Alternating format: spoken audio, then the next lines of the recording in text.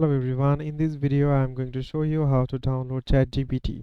So for this you have to go to a Google Chrome browser, then you have to search for ChatGPT here, then you have to click on the first option. Then if you don't have any account, then you can simply create an account by using your Google, or you can use your email address manually. After that, when you are in this page, what you need to do is click on this three dot, then you have to click on the cast, save and share, then you have to click on that install page as app, and here you have to choose that name that you would like to name that app. For me, I am going to name it as ChatGPT.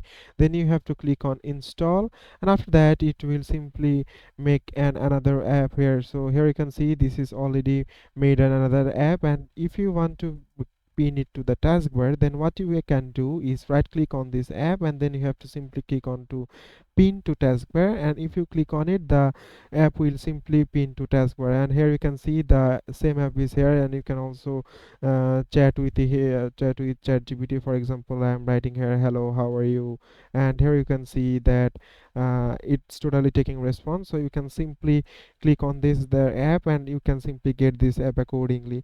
So it is that much easy, guys. So thank you very much for watching this video.